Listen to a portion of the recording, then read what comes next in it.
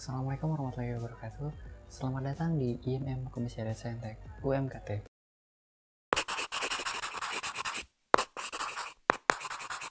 Beberapa hari sebelumnya, IMM Komisariat Saintek mengadakan yang namanya PMA-PMO secara offline dan online.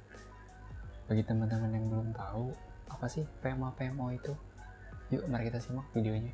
PMA-PMO adalah pelatihan manajemen organisasi dan pelatihan manajemen administrasi. Jadi kader-kader di IMM Komisariat Saintek itu lebih memahami peran serta jabatan dia selama berada di IMM Saintek. Sebenarnya dalam video yang bakal kita bahas cuman satu-satu ya, karena nggak mungkin kita bahas semuanya dalam satu video. Untuk tema pertama kita bakal ngebahas tentang manajemen organisasi. Bagi teman-teman yang belum tahu apa sih manajemen organisasi itu, terus bagi kita yang baru masuk ke organisasi, seberapa penting manajemen organisasi bagi kita. Bagi teman-teman yang sudah mulai penasaran, yuk mari kita simak videonya.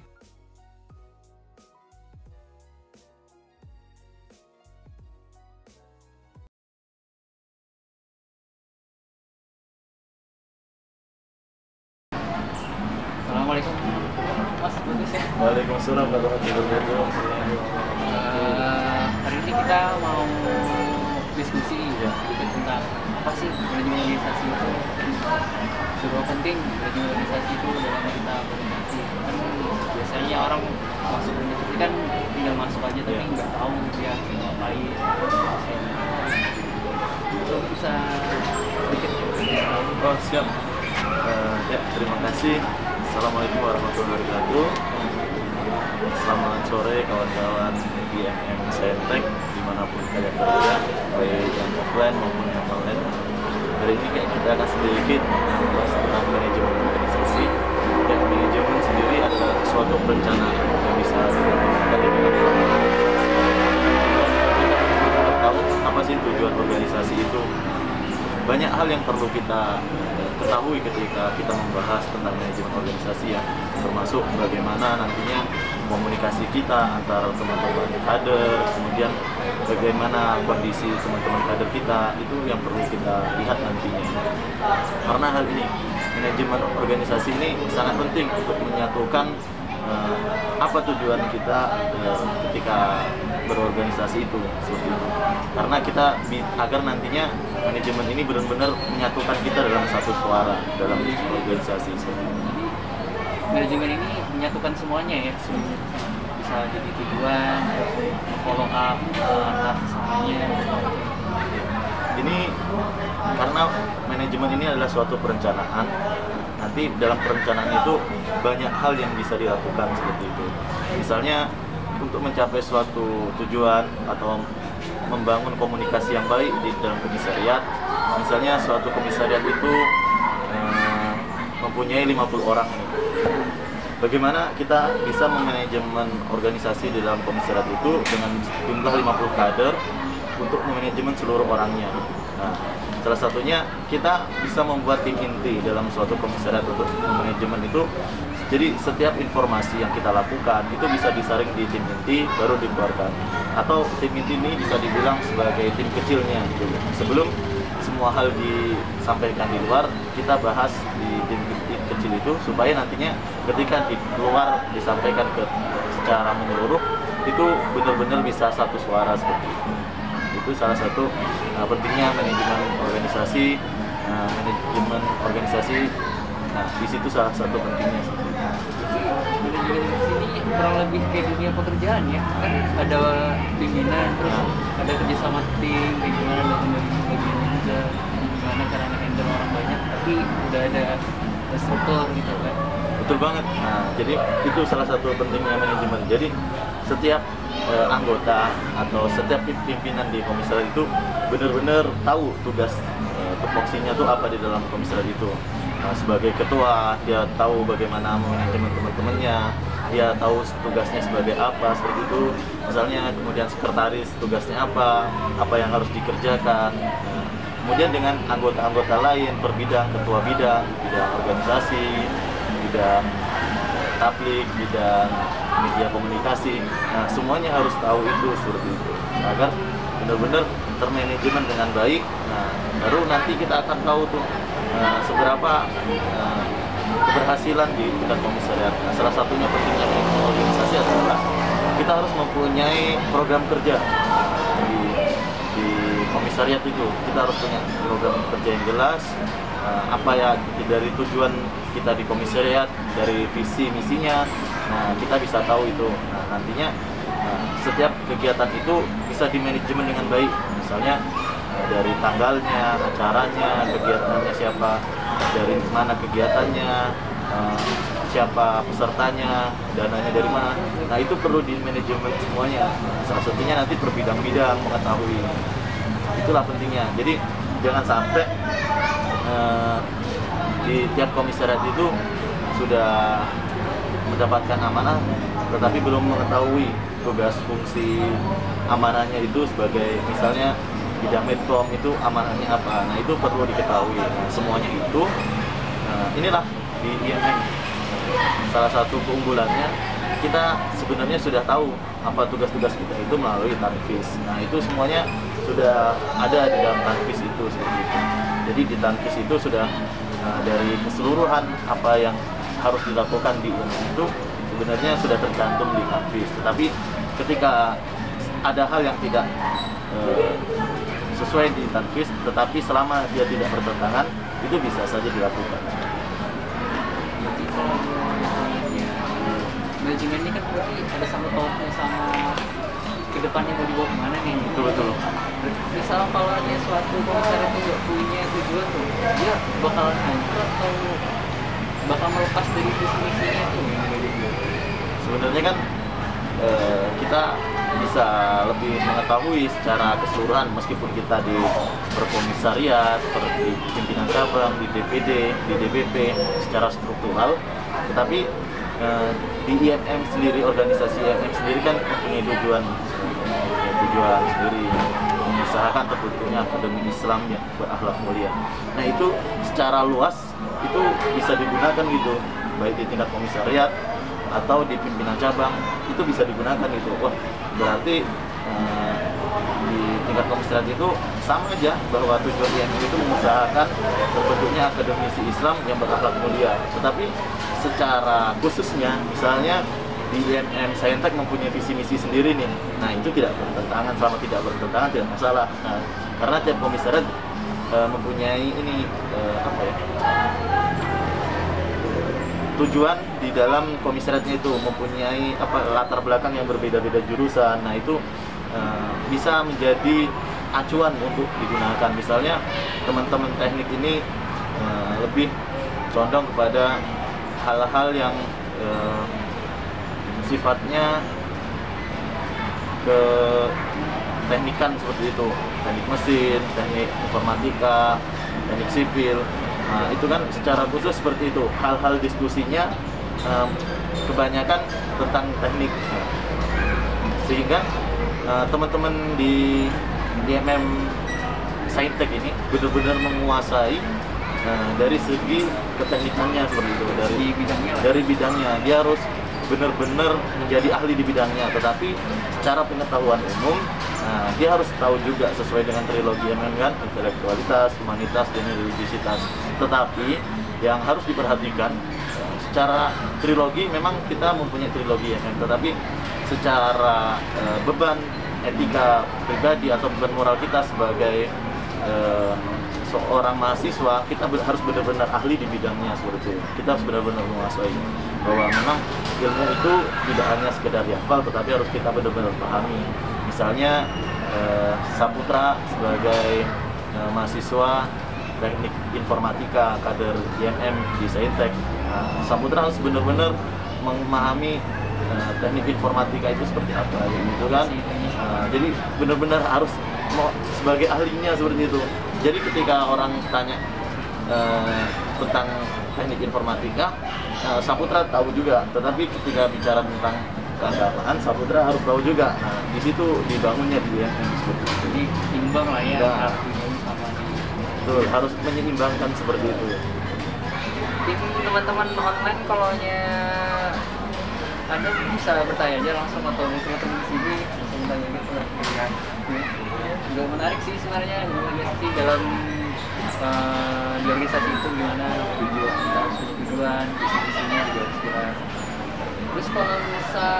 kan saya ini teknik informatika nih, baru pertama kali terjun ke organisasi. Saya SMA dulu dari organisasi. Nah terus kan ini manajemen organisasi kan suatu pengaruh ke kita juga kan. Betul. Gimana caranya kita menghandle ini, kita juga ikut ke dunia ini gitu. Terus itu gimana ya cara aturnya itu? Nah, manajemen organisasi ini nantinya bagaimana kita mengatur ya. Nantinya kita dapat mengatur diri pribadi kita juga.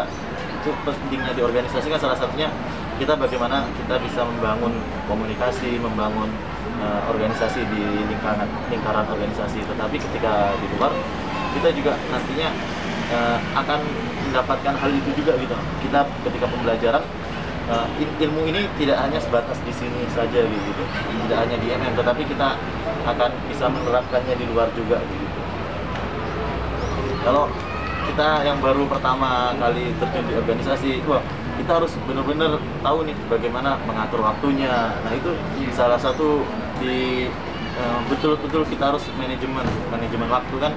Kita harus bisa membagi bagaimana tugas kita sebagai seorang mahasiswa belajar itu penting. Bagaimana kita harus belajar di organisasi juga. Nah itu harus kita bagi dengan sangat baik gitu. Kita manajemen, jangan sampai kita ini sukses sebagai aktivis tetapi kita tidak sukses dengan studi kita secara akademis. Nantinya kita itu akan menjadi kritik tersendiri secara individu dan sosial ya. Maksudnya secara individu, oh itu Saputra, oh kenapa pendidikannya tidak selesai tetapi dia aktif di organisasi. Kemudian juga bahwa ketika dia di organisasi, oh itu Saputra organisasinya IMM, ternyata dia nggak selesai dengan studinya. Itu kan akan menjadi catatan. Jadi kita harus benar-benar mampu menyeimbangkan gitu. Jadi itulah pentingnya organisasi. Nah di organisasi itu banyak hal yang perlu kita bangun. Teman-teman di sini termasuk komunikasi, kedekatan emosional, perkawanan, persahabatan itu perlu dibangun. Bagaimana kita bisa membangun organisasi kalau kita saja tidak saling mengenal kayak gitu. Karena jumlahnya misalnya di Saintek ini 100 orang. Nah, kita tidak saling mengenal. Nah, di sini ada Saputra, ada Dwi, ada Sidik. Kalau kita nggak saling mengenal, kita tidak akan mempunyai ini kedekatan emosional gitu. Nah, interaksinya tidak ada gitu. Nanti dan di situ akhirnya apa ya? Untuk cara membangunnya itu akan kesulitan gitu. Salah satunya perlu kedekatan emosional.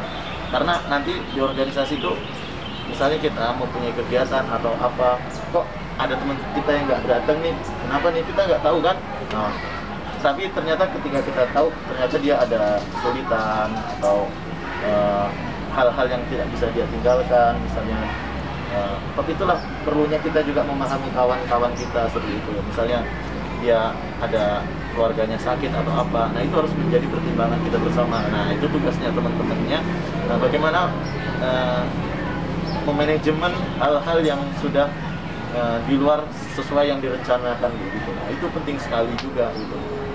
Nah itu makanya pentingnya teman-teman ini membangun komunikasi yang baik antar kader, membangun komunikasi, membangun silaturahmi.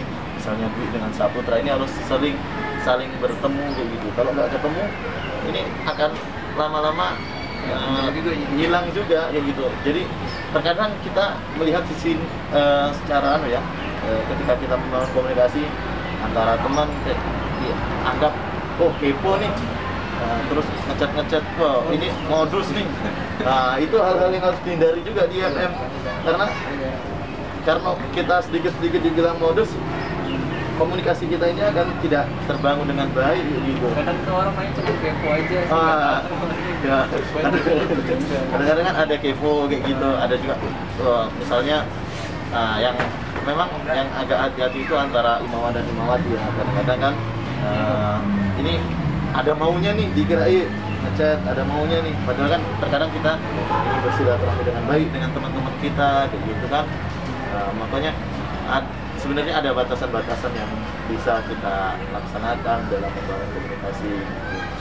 Tetapi secara manajemen organisasi tetap kita harus bisa memahami tugas-tugas pokok kita sebagai ketua umum, sebagai sekretaris dan lain-lain itu benar-benar kita harus ketahui dan tetap kita perlu membangun kesadaran. Salah satunya di organisasi itu penting kita membangun kesadaran. Apa sih penting organisasi dari Pemda Kader begitu? Oh saya ini perlu ber-IMM terus karena nantinya itu akan menjadi hal yang selalu dipertimbangkan. Jadi tujuan kita ikut organisasi itu apa? Ingin mengembangkan diri, ingin belajar organisasi, belajar administrasi di organisasi, membangun jaringan, semuanya itu penting gitu, seperti itu. Nah, tidak hanya di sekarang ini, tetapi ini akan sampai ke dunia kerja seperti itu juga. Nah, itu sangat penting. Kalau menurut saya kan saya baru pertama kali terjun ke organisasi dan saya belum tahu cara handle saat saya punya tugas, terus tiba-tiba di organisasi ada judul kegiatan. Saya bingung tuh gimana prioritaskan apakah tugas dulu atau review. Itu sampai saat ini sih saya belum bisa sih. Belum bisa. Karena dari lingkungan saya juga tuh saya cenderung di rumah aja gitu.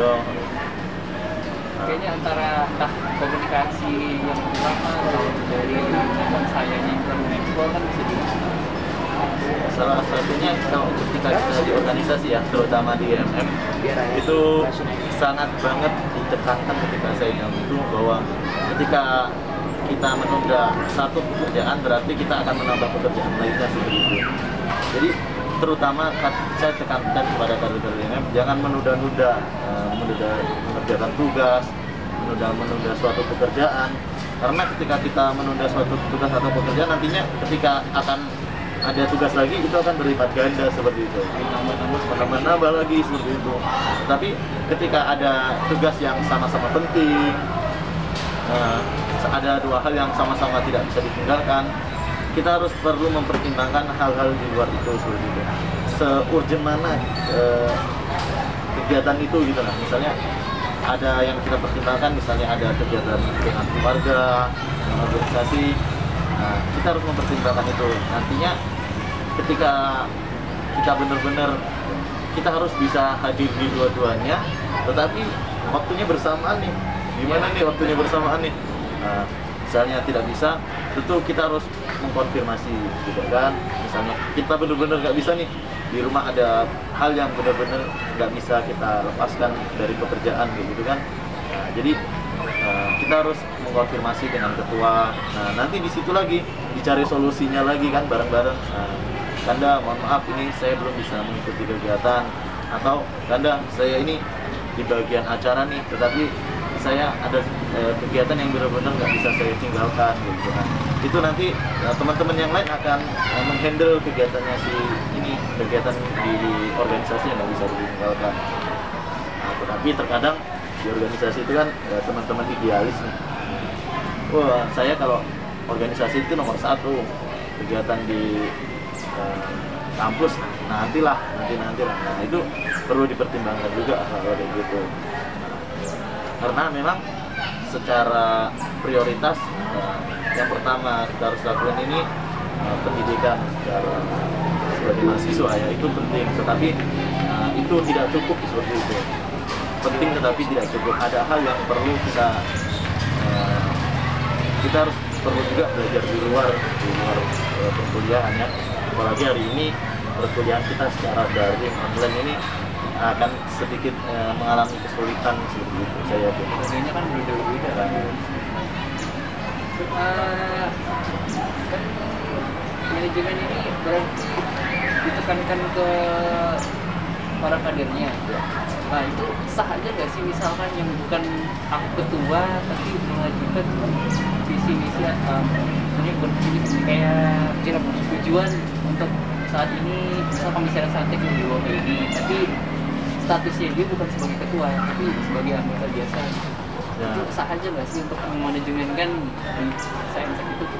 Kalau manajemen itu kan secara organisasi ya, jadi pemimpinan yang dibangun itu harus secara musyawarah. Nah, jadi kita harus selalu ketika kita punya ide Kak, saya ini pengen membangun kegiatan seperti ini agar kader-kader yang Saintek benar-benar paham. Misalnya Kak, saya ini ingin bagaimana teman-teman saintek ini bisa menulis di media nih, bisa membangun media dengan baik nih. Kita belajar membuat pelatihan jurnalistik, pelatihan menulis, membuat opini, menulis opini dan lain-lain. Nah itu pentingnya di situ. Ketika nanti itu kan ada momentum tuh waktu muskom. Nah itu perlu dibahas nih visi misi yang saintek kedepannya seperti apa. Karena misi itu menyesuaikan dengan visinya. Nah, misi ini menyesuaikan perkembangan zaman. Misalnya kondisi pandemi seperti ini kan kita tidak bisa bertatap muka terus. Kita teman-teman kita ada yang kuliah dari kampung seperti itu. Nah itu nantinya misalnya di visi misi itu bisa dibangun bagaimana kedepannya misalnya IMM Saintek ini harus benar-benar menguasai media, karena media ini sangat penting. Jangan sampai di media ini sebagai kader-kader IMM, kader-kader Muhammadiyah tidak memahami media, tidak bisa membuat menulis di media, karena kedepannya kita harus mampu membuat media itu benar-benar dapat diterima oleh masyarakat, bahwa berita itu yang kita berikan itulah berita-berita yang jujur tanpa hoax seperti itu. Jadi kita harus saling bisa membesarkan komisariat itu. Misalnya kita dapat memberikan saran, memberikan ide-ide, gagasan yang kita miliki, kita bagikan ke komisariat. Nah, nanti di komisariat itu kita bangun bersama-sama seperti itu. Kita komunikasi, oh ini ada yang kurang nih di Saintek, oh ini bagus nih programnya, harus kita tingkatkan terus, harus kita bangun terus seperti itu. Itu pentingnya. Nah, itu terbangun karena kita saling membangun komunikasi dengan baik. Saya mau masuk ya. Kan saya kan bidang organisasi kan dari awal dia kan sudah bidang organisasi, jadi secara tidak langsung saya harus bentuk pikiran saya sendiri kan biar bagaimana bisa memanage organisasi. Nah itu dari awal saya di bidang organisasi yang saya pelajari itu meraba-raba ya, bagaimana bisa manajemen lagi. Ya untuk ada basic matematika sedikit kan matematika kan keteraturan kan, jadi dari situ saya belajar memanage. Oh ini ide besarnya baru diturunin dari kecil lagi. Nah, kalau yang manajemen organisasi ini apa memang harus meraba-raba atau dia memang sudah dipanduan Kalau ini sih kalau secara organisasi yang saya sampaikan tadi kan secara nasional, secara menurut Indonesia itu kan ada panduannya secara menggunakan visi itu. Tetapi kita bisa juga menggunakan, kita melihat di daerah lain nih, oh di daerah lain ini bagus bidang organisasinya, apa sih yang dia lakuin? Nah bisa kita adopsi di sini juga, gitu. Kita tiru, kita amati, kita tiru, tetapi kita misalnya dengan hal yang berbeda seperti itu. Nah itu ketika kita mempunyai ide, misalnya Kak, saya ini belum punya ide, tetapi bagaimana sih kita memunculkan ide itu? Misalnya kita punya melihat dari tempat lain yang keren gitu, ini biasanya keren nih, apa sih yang dibangun di sana? Kader-kadernya keren nih, apa sih yang perlu dibangun gitu? Misalnya teknik di mana yang keren nih, yang teknik mana yang keren? Nah, mungkin bisa juga kita adopsi di tekniknya Saintek nih, misalnya di tekniknya IMM Makassar lah, atau di mana kah, atau di Jakarta kah. Nah, itu bagus tuh tekniknya. Nah, nanti bisa tuh apa sih titik mana sih yang bagus dari IMM sana itu, nah, bisa kita terapkan di IMM Saintek. Tetapi di IMM Saintek nih punya ide sendiri nih, nah, idenya bagus nih. Nah itu bisa kita bangun terus, kita perkuat, kita sama-sama komunikasikan.